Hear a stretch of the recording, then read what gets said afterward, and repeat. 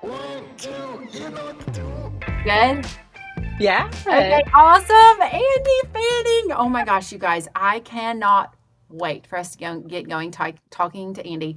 Welcome to Style to Set, a podcast all about the amazing creative people that make our visual lives better. Whether they are stylists or set decorators or photographers, these are the people behind the scenes that are bringing these visual stories to life. And I have been over the moon with excitement and anticipation to talk to my friend Andy Fanning.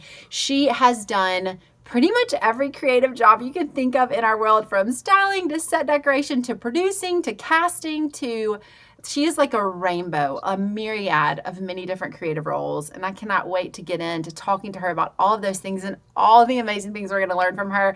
So, Andy, welcome to the podcast. Thank you. I'm so happy to be here with you, Callie. Andy, I always want to be completely honest about how I know some of the people on the podcast. Andy and I go way back to when I was Yeah. first styling in Birmingham, and I really cut my teeth at, gosh, it's now like, it was Time Warner Digital, then it was Hoffman, and now it's Dot Dash. What is it now? So now, so Hoffman Media is its family, Yes, and then there's Dot Dash Meredith, which yes, is a whole other publishing family that was Time Inc. and Southern yes. Progress before that. That's So where it we were. has Yeah. lots of publishing in Birmingham, Alabama. Yes. And so I cut my teeth there doing a lot of video food styling and things for Southern Living and Food and Wine and different brands. Y'all know that. But Andy was right alongside, and she was doing a lot of like the prop placement and set decoration. And gosh, and also she's also been the editor of a magazine I've worked for. I mean, I feel like Andy has done every single job. So Andy, tell me about your creative background. Tell me about just your creative work and how you got started in our industry.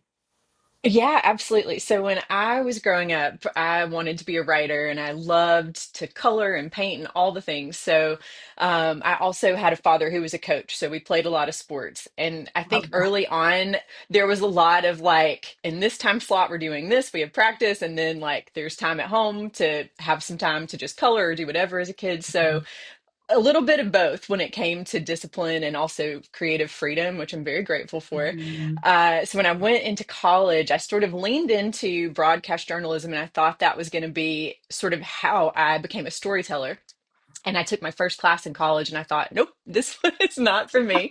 I don't think this is the world I want to be in per se. Yeah. And I really started leaning more into the English literature and art and photography side of the curriculum that was available, and just, yeah, loved it. And so came out of school with sort of this writing and art background, and I had always loved magazines. And anytime a new Southern Living would come, I'd like grab it, I and love it, just devour devour it. it. I did the same thing. I Yeah, love loved it so much. And that, I think there was that really lovely combination of the it. visual and the text that just spoke to my soul. So I ended up at a publishing company in Birmingham, and started out as a writer and assistant editor, and then just kind of climbed the ladder. And when I got in on the front end, it was a really small family owned company. And I kind of grew up with the company. We launched a magazine that ended up being a huge hit. And so I just kind of rode the wave, and I'm so grateful for the opportunities that came with that. But I really was learning a lot just on the ground. And I think when you're in a small crew environment or a small team environment, you really have the opportunity to try Yeah. and fail and learn. And you kind of have to, And because they're like, who's going to do this? Well, there's no one there, so I'm building the set now. Thank you, everyone. Yeah. That's right. Yeah. So it really became like if we were on an outdoor shoot, and I remember there were horses. And so I'm like mucking out the stables and clearing the background and helping set the table and working with food stylists and photographers. And I really fell in love with helping create and produce content. And I think that really helped drive it forward.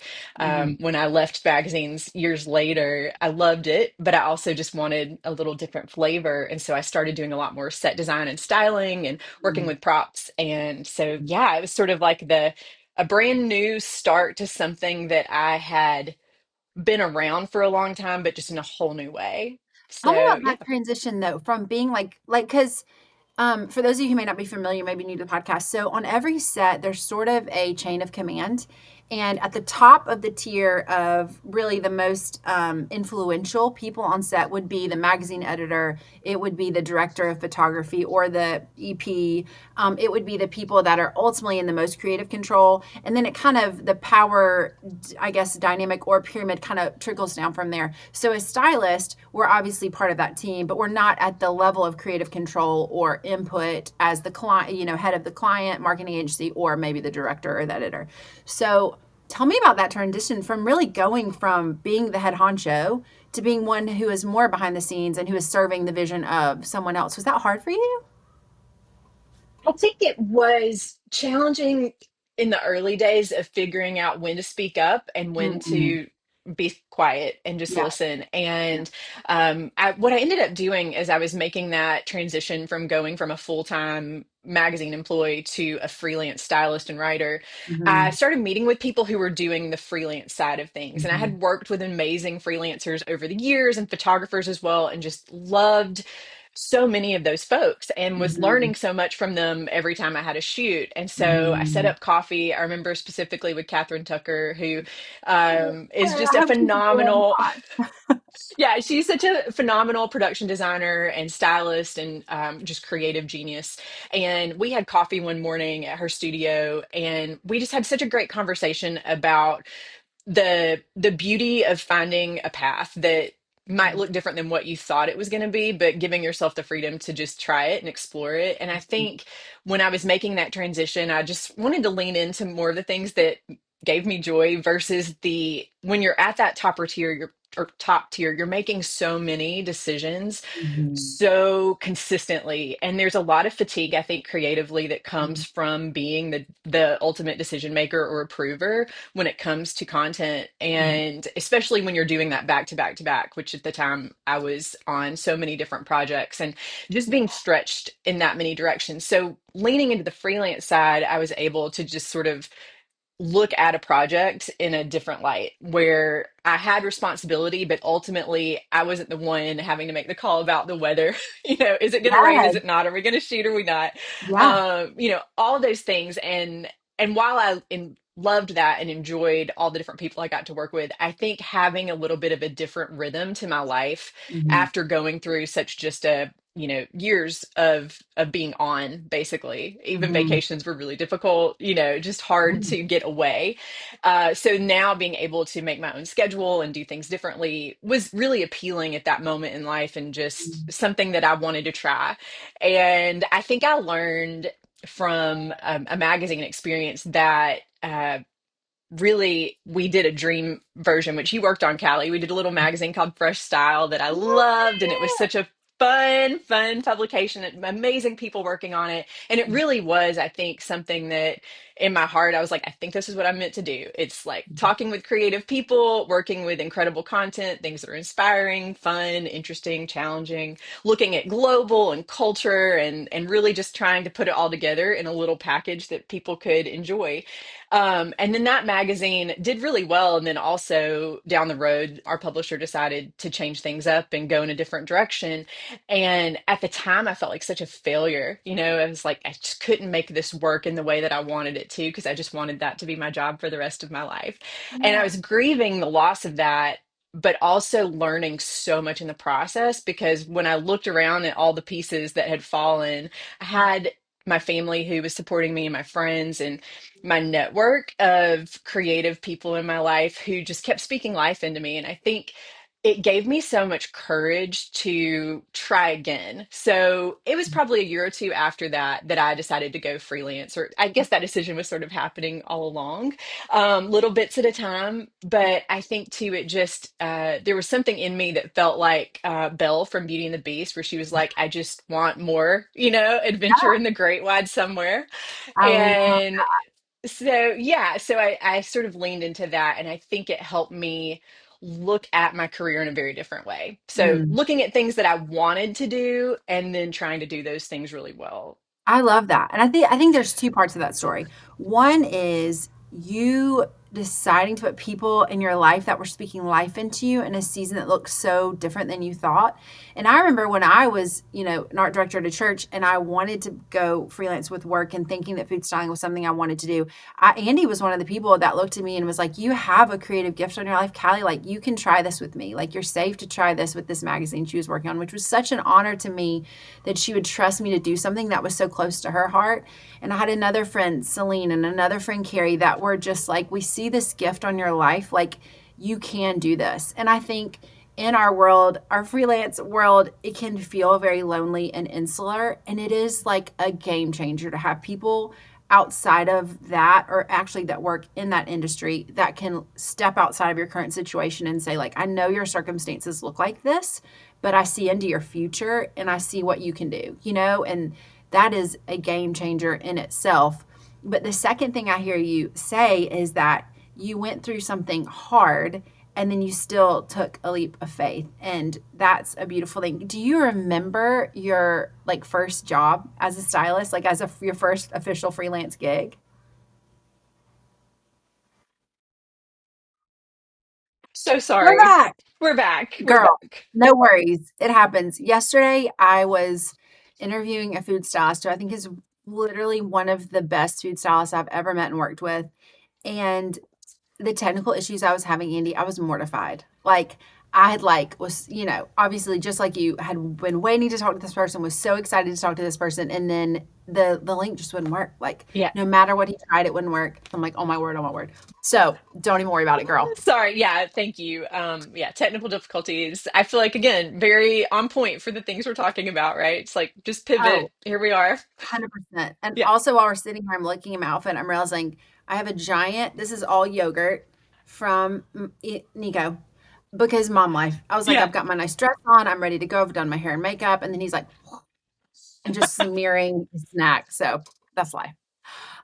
Okay. So Andy, what we're talking Yes. about, tell me, do you remember your first freelance gig? Were you nervous? Like, what was it for? Like, tell me your memories if you remember it. I do, yeah. So my very first freelance job, I was working with a colleague that I had worked with at an agency, and he was Okay. working on a nonprofit project. And Okay. so I went to his office to just have lunch and meet with him. And while we Mm, were walking through the building, he was just giving me a tour of their new space, and we ran into one of the producers, and he said, "Oh, let me introduce you to my friend Andy. She just started freelancing. She's a stylist and mhm, a mhm, writer." And the guy said, "Oh, that's great. Our stylist, who's been on this particular client for quite a while, has just turned in her notice, and we're looking for a new stylist." mm. Grace of God, just, like being Yeah. in the right place at the right time. And so he said, Holy "Can you cow. send me your resume?" And I was like, "I can." So I sent my resume Yes. that night, and I had a meeting with them later that week and did the interview. And that was one of my biggest and longest running clients for the next probably 7 years. Wow, I know. Andy. That's amazing. So tell me about your first day on set. Did it feel natural? Because you're like, okay, I've been an editor, I've done this before, or was it sort of still like a little bit of a learning curve? It was, it was all the things, butterflies for sure. Just Yeah. slightly Mhm. nervous, slightly unsure, but also Yeah. just Yeah. like incredibly excited. And it was one of those Mhm. jobs where we did a lot of things on location. And so we would be out in the middle of nowhere, and I would haul, Yeah. it was a lot of lifestyle and a lot of food. So it was Oh, gracious everything me. from, yeah, we're doing props, we're doing Yeah. food, we're doing people. Uh, Well, so it was really, again, it was a small team, so it was a great opportunity to learn more. Even though I had done little bits of all those mhm. parts, doing Yeah. all of them at the same time was really interesting and challenging. But again, experience is such an amazing teacher. So Holy Moses. yeah. And speaking of experience, y'all, I'm just going to read off all of Andy's jobs because I can't really even remember them all in my mind because mom brain. So here we are. She's worked for 20 years behind the scenes on set as a production designer, prop master, art director, set dresser, wardrobe stylist, content producer, writer, and editor. So if there's anyone that's done many different creative jobs in our world, it is Andy. And one thing I can tell y'all about knowing Andy for as long as I have is that I feel like there are some people who can spread themselves too thin and doing too many jobs. And when they show up on set, you encounter someone who is stressed out and weary and overwhelmed. I have not once experienced that with Andy. When you are working with Andy, you experience a fully present, joyful, wonderful human being, a great hang to be around with all day. And so, Andy, tell me about that. Like, how have you done all these jobs? Do you have a favorite one? Like, tell me about how all that works for you. Yeah, I get asked that question pretty often actually. Yeah. And I think I have always been the type of person who is interested in a lot of different things. Fair. And I love people. And I think really that's maybe the Mhm. heart of it all because when I'm in a position, Mhm. if I'm the decision maker or having to produce, I'm thinking about people and their strengths and how to assemble it so that we just have the Mhm. most dynamic, crackerjack, top shelf kind of team that we can. Yeah. Because I think too, I learned pretty early on from one of my mentors that you don't have to know everything, but surrounding yourself with people who are really good at what they do is one of the most I guess you can count on success basically when you're stacking the deck with people who are just really great at what they do. And so when I'm in Mhm. that seat, I'm always thinking about like who can I bring along to make this great. And Mhm. then I think when I'm more in like a set decorator or I'm doing art direction, what I'm really doing is just trying to listen as best I can. What are they Mhm. asking for? What does the brief say? What are they saying in between the lines? I think so much of that world when it comes to props and sets, you're trying to absorb the story and how can you help translate what it is that they want to communicate. And you're doing that through Mhm. props and sets. So yeah, I think that it's a big it depends on the day of the week and the job, but in which hat you Yeah. have on. Much like a, one man band where you're like playing the right instrument at the right time. I think it is just being intentional and wanting to do a Mhm. good job and then also learning when to stop, which is I think one Mm. of those things in life that I've had to learn and it's taken me years to say like Mhm. this is good and this works and it's enough Mhm. for what we need versus like going off the deep end, killing myself trying to make something happen. How have you learned that? Like, how do you know when to stop? Because I know Oh. something that I hear a lot in my head is something my dad used to tell me growing up because he could see I had perfectionistic tendencies, I think, Yeah. because he does too. And that's okay. Like sometimes that runs in families, but he would say, Callie, the enemy of good is perfect. Yeah. And I think about that a lot. So tell me about how do you know when to stop? That's such a good question. I think understanding the difference between excellence and mediocrity, where you want to put forth excellent effort and you want to do your Mhm. best work, and you Mhm. you want to give people what they're asking for. That's how you get the Mhm. next job, right? So, as a Right. freelancer, especially, you're working on the job at hand and doing the best, but you're also thinking about developing relationships and hopefully positioning yourself where you're aligning with people who like your work and who want to work with you again. So Mhm.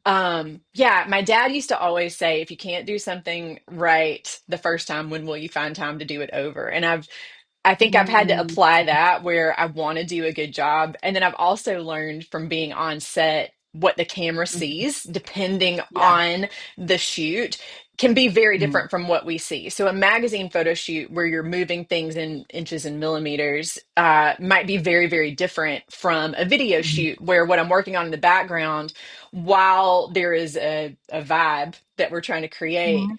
I don't have time to finesse every little thing because usually we're moving pretty fast and the camera's not Mhm. going to see all of that detail that I'm thinking about for like a photo shoot stills. So, For yeah, just I think looking at the project with eyes that say, okay, what is it that we're trying to communicate? And then is it Mhm. the finite little like details, or is it something that's like a big canvas that we just need to get the color and the shapes Mhm. in place and that'll do it? So yeah, everyone is different, I think, though, when it comes to shoots. Each one has its own set of challenges and Mhm. checklists. Like, what do we do to get the win here? Do you have a favorite medium? Like, do you prefer video shoots over editorial shoots? Do you have a favorite? What I actually love about being a stylist is that it's different all the time. And Mhm. so there are things I love about still shoots. I love that you have time to think on a still Mm. shoot most of the time. Mhm. Mhm. And I love that film is very dynamic and there's a lot of creative process involved, and you might be changing completely on a dime, which can be Mhm. challenging if you're not in the right mindset for it. But if you sort of set yourself up in that world, I think in terms of thinking about it like improv, sort of like a yes and okay, so this isn't working, or the basement where we were planning to shoot today has flooded, Yeah. so now we're going to go upstairs and we're going to do this Have you other had that happen to you? yeah, Has a basement totally, flooded? yeah. Amy, tell me that story. What? This was a an indie film that I was working on, and when we showed up to the location, most of our scenes were at the same house, and so my Mm. team, the art team, came in early for a couple of days to do some set design and go ahead and start roughing in for the first scenes that were up. And we arrived, and the basement had flooded. So we spent our first whole day just trying to do some damage control because indie world is, everyone's kind of Oh, jumping yeah. in, doing what you can. So we're trying to mitigate that situation and get ready for shooting in 2 days. Were you like renting like a water sucker thing and like mopping up the basement, or were you like, we just scratching the basement? Like, we're gonna go somewhere else? Our team, I was so proud of them. We really just did the best we could to get the water Yeah. out and get things under Oh my control and be gosh, scrubbing floors. clean and healthy, all of those things. Gosh, So yeah, Amy.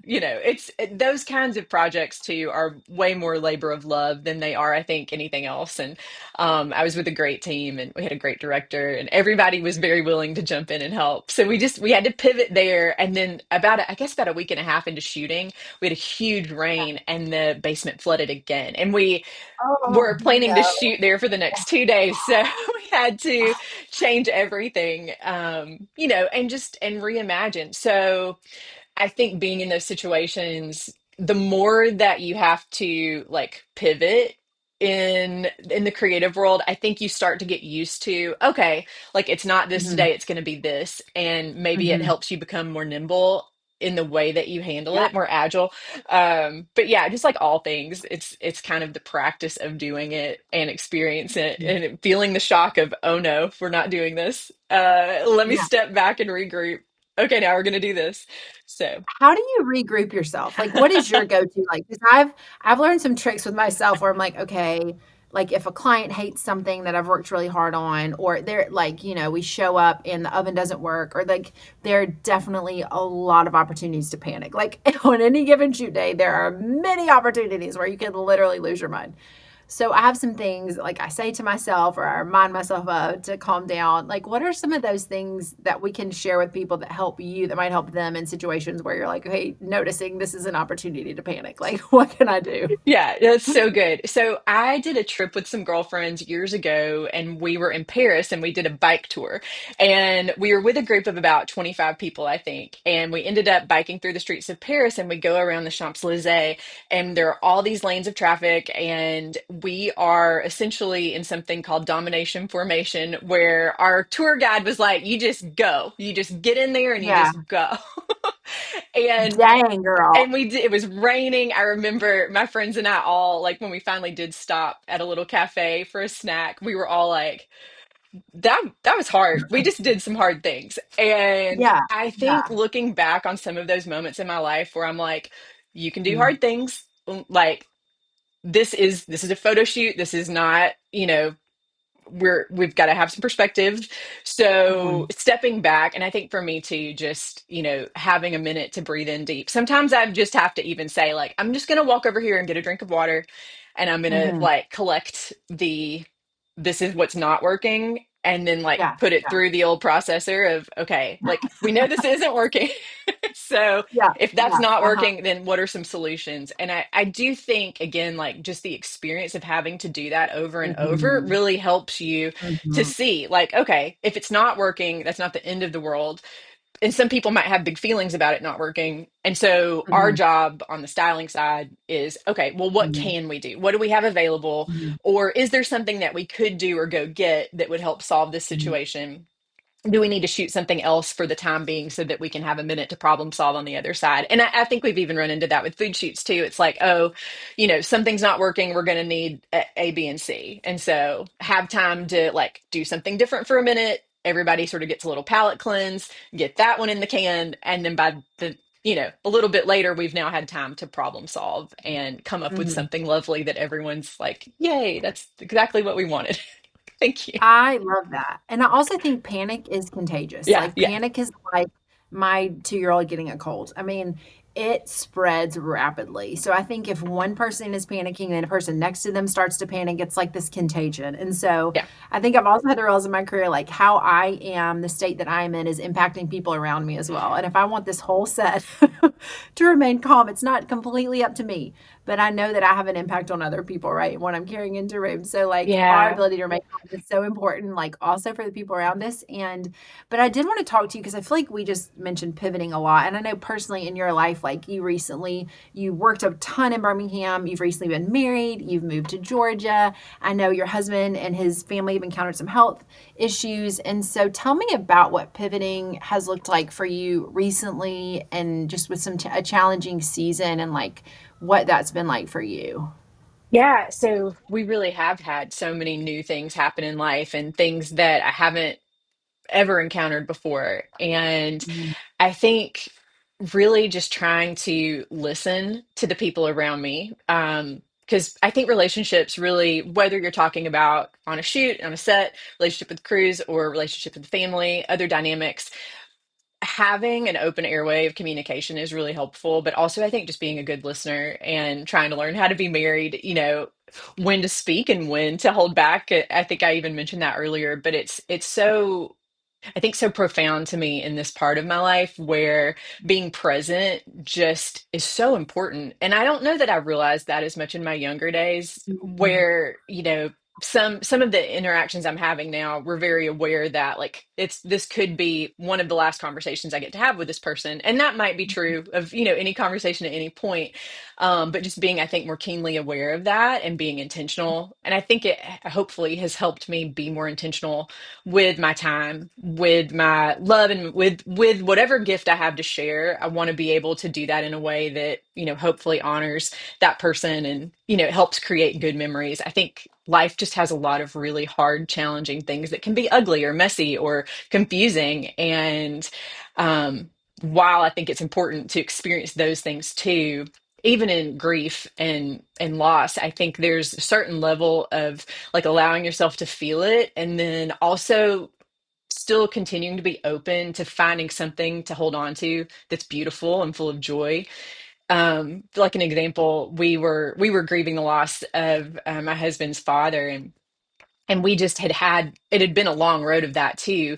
And we were I think we were sitting around the living room one day and we had a little bit of downtime, and I had been wanting to paint the staircase in our fixer upper, and I just mentioned to David, I was like, I think I'm just going to paint the staircase green, and he was like, okay. And I s love that. yeah, so for me, like grief painting kind of became a thing, and it gave me something to do with my hands. It gave me like a start and a finish. And I think creatively being able to just do something that had a start and a finish was really helpful on the days where I was like, I'm just really not sure, because my Mm, support network looked a lot different being in a different city, and it being in a fixer upper where things weren't styled and they weren't beautiful. And I was like, there's, dust from popcorn ceilings that we're removing mhm, everywhere. So just trying to find those little things. I mean, we would just go sit in some fold out chairs on the back deck, and enjoy like a fresh peach here in Georgia. And something simple like that was really helpful in just being able so, like, okay, all right, we're gonna just be grateful for this today while we're also holding all of these other emotions and thoughts, mhm, and we'll just do like the next thing, right? Like, just do that next step. So, yeah, I think sometimes it can feel overwhelming when you have a lot of changes or challenges, and that I feel mhm, like that's part of it, right? Like, the overwhelms are mhm. real, and that can happen on set just as much as it can happen, in any other For part of sure. life. So, yeah, I Yeah. think the overwhelms can get to you, but finding those little moments where you've got a little pocket of peace, if you will, just a little place Mm. to like breathe in and like regroup.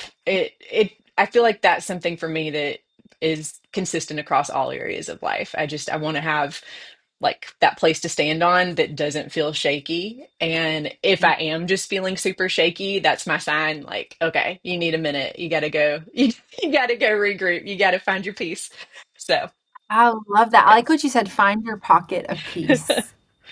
And I think what the beauty of what we do as stylists is we learn those pockets of peace on set. We learn what are those things that, and like what you're saying, doing something with your hands, that is often something I will do. If I'm really encountering an anxious moment or with a client that's really tough and I'm just wanting to lose my cool, one of my things I do is I actually go and I start tearing paper towels off the roll and I just tear paper towels and I'm just like, okay, Uh-huh. breathe in, Hmm. breathe out. Like say a prayer, Lord, give me grace for this person. Like breathe in, breathe out. Sometimes I'll take the paper towels, and if I'm really, you'll know this if when you work with me, if you see me cutting paper towels in half and I've got little paper towel squares, that's me just like trying to rein it in, keep Uh-huh. that cool. Yeah. And I think that's such a beautiful thing about like I love that story so much because you are showing us how to recognize the overwhelm, recognize the grief, but also recognize we actually have tools in our tool belt to process this as an artist. And painting is one of those things for you. I was talking to, you can listen to another episode with my friend Lauren Maring, and painting was also her way of recentering herself. And she's like, it's so funny because painting is what I do for clients, but then it's also what I do for myself. And I think that's so neat that we can lean into those ways we're made to also help soothe us and Yeah. to bring peace. And I think that's so beautiful. Okay, so one other thing I wanted to ask you before we get to our last question, which is about beauty, which I'm so excited about to hear from you on because you are such a beautiful individual and your work is beautiful. Tell me about the craziest moment you've ever had on set. Like we're obviously right at this moment going like remain peaceful and calm Yeah. yourself, but there are also the reality of there are insane things that happen. Like I Yes. was on set recently, and I'm not kidding you, Andy. The client literally asked me to give my clothes to the talent. They were like, "Hey, I like your outfit better than the one she's wearing. Can you let her wear that?" And the director was like, "Absolutely not. Like what is she going to wear? Like we can't do this. Like that's insane." So that's just a small example, but tell me about maybe one of your craziest moments on set. Do you have one you want to share? Gosh, there's honestly there's so many. And I feel like it is funny to be all like peace, is such a thing.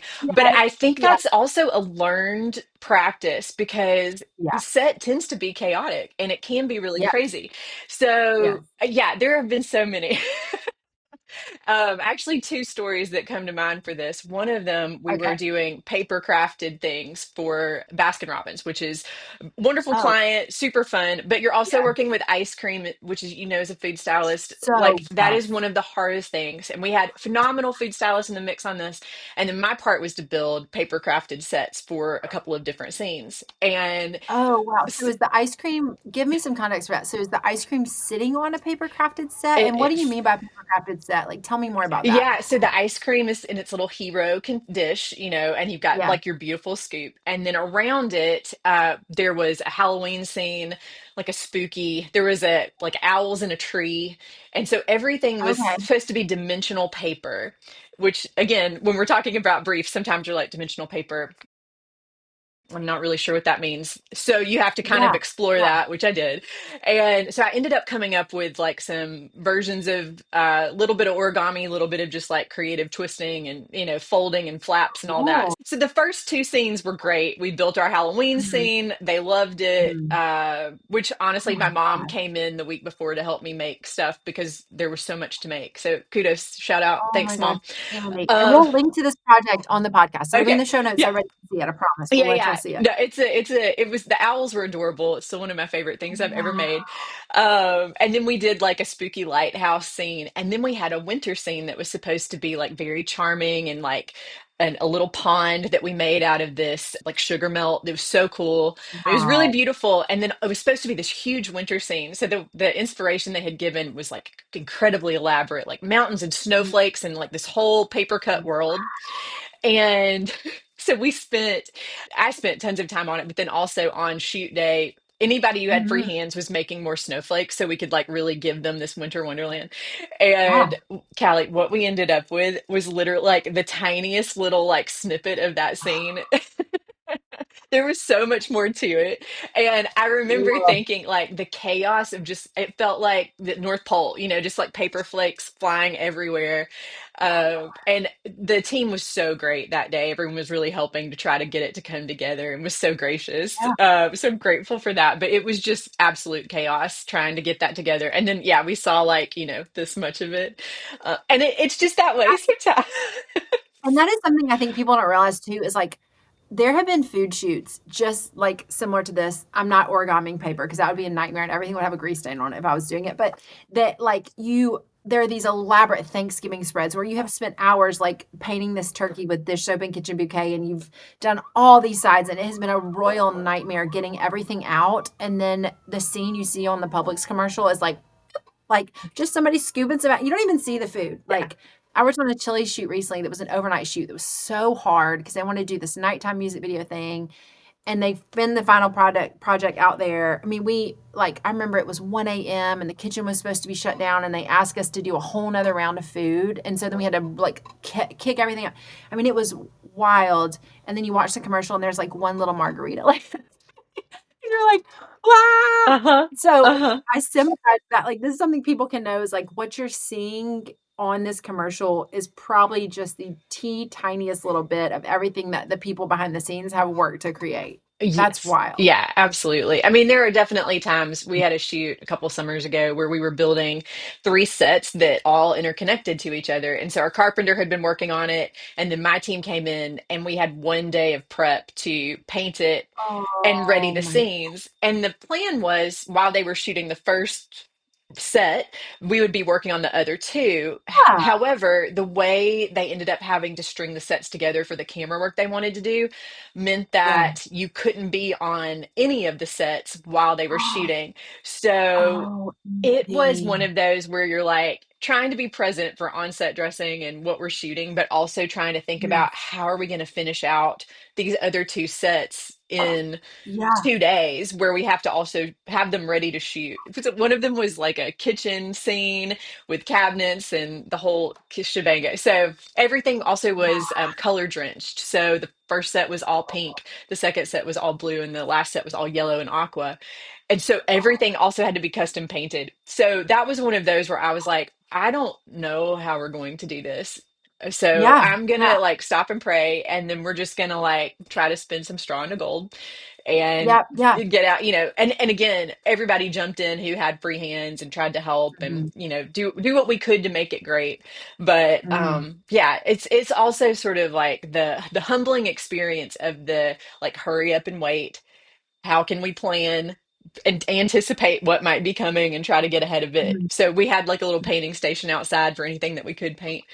And then of course it rained. So, it's just Girl, that was your finding your pocket of peace moment all day long on that set. All yeah, day long. I think you just are like, oh, okay, well, this is now is what Mhm. we're dealing with. How are we going to make it work? So, Right. classic Project One Runway, which I don't know if you ever watched that show, but Oh, yes. yeah, Tim Gunn, who is just one of my favorite humans that I loved. Um, Yeah, love that. We're just going to make it uh-huh. work. And you're like, okay, Uh-huh. yeah, we are. Okay. Absolutely. Yes. 100%. Oh, and one other question I have for you, Andy, before we get to our beauty question. Yeah, I was looking at your website, which if anybody has a moment, please check out Andy's website. I'll have all the info in the show notes. I'll have her social media in the show notes. You can see so many cool things that she's done. It is awe inspiring, all the things she's done. But okay, the Snoop Dogg Publix commercial. yeah, Okay, I didn't even know about that. Were you, because I know it was like a COVID thing, so there's like two different sides of it. So right. were you on the Snoop Dogg side? Which side of that commercial were you? So I was working creatively for both sides of Snoop and Okay, Gabrielle Union, and yeah. this was actually, I think, Kelly, you and I worked with one of the guys that connected me to that team. But Oh, we did a GE fun. commercial together. I don't know if you remember back. It was Okay. Meredith, I guess, at the time, or Dot Dash, but one that we did that had Yes. tons of food, and we Yes. had somebody come in, I think, from LA to shoot it. And anyway, he passed my name on because they needed some help during COVID time with like Yeah. organizing the food elements with the Yeah. entertaining elements and like what do we need in the kitchen sets. So all of Mhm. my work was done from afar because it was COVID. But Wow, the teams Andy. were great and they are honestly really cool and fun to work with. And I remember getting the brief on it and I was like, well, maybe since it's Snoop, could we just do like a holiday gin and juice? And Yes. they went for it, which was super fun. So yeah, what a cool creative team. Yeah, a lot of Oh fun. my gosh. The Yeah. whole thing, that bit is so good. And the whole, like, his glasses and the colors and, like, the thing, and, like, him making it, like, cracking the egg. I mean, I loved everything about it. Yeah, well, and I think that's such a great example too of like from the production design side. providing Yeah. elements, and then having art directors and people who are so good at their jobs too, like taking the Mhm. vision further. And yeah, I mean, you saw it Mhm. all working together, wardrobe, food, everybody who was on So set good. with that team just slayed it. So yeah, I love that one. that was fun though. Snoop and Dolly Parton are my two people where I've like had like paths crossing, and I'm like, those are dream people for me to work with. So I'm hoping it's gonna happen. So we can both be in the Snoop Dogg corner. That would be Yes, amazing. I would not be sad about Dolly either. I mean, what an Yes, inspiration. She's so, I right. love her heart for people and literacy, Oh, and just like, I mean, talk about somebody who really like takes her talents and gifts and is like, you know what? Like, let's see if we can make this world a little bit better. And I love oh, that. yeah, 100%. If we could all live like Dolly Parton, our world would be a totally different Yeah, place. for sure. Okay, so as we wrap up our time, Andy, you're amazing. Thank you. I just feel like I have learned so much from you just in these like minutes we've had, and I can't wait to share it with everybody. And we'll, gosh, I can't wait. But anyway, so one of the questions I always like to wrap up the podcast with is, with all of the beautiful stylists and behind the scenes people that I'm talking to, there's sort of this common thread of every single one of these people carries this gift of beauty on their lives. And you can see it in the way they work, you can see it in their attitude. It's just this beauty that they bring to the world. And so obviously I want to highlight that in you, but I also want to know from you and your heart, like what does beauty mean to you, and what does that look like in your work? I love that question. It makes me think of a book I read a long time ago called Walking on Water, which is by Madeline Mm. L'Engle, who wrote Wrinkle in Time.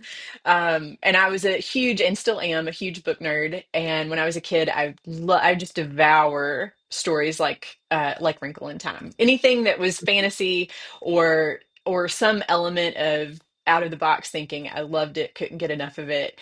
And Mhm. in that book, she talks a lot about looking at the world around us and how art really does speak to and inform all parts of life, and how you can, looking at art, so many different people with so many different perspectives can see something and still find the value and the beauty of something, and that may interpret it differently than the artist that created it. But Mhm. when you're putting something that you care about and love and that you find beautiful out into the world, I think there's a resonance there, like a ripple effect.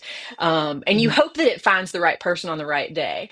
And I think that that's something I have really, again, like in my older days, if you will, having done more life and had more experiences, I do want to leave people and places, better than I found them, if at all possible. And I think there's just something about doing life that way that feels intentional.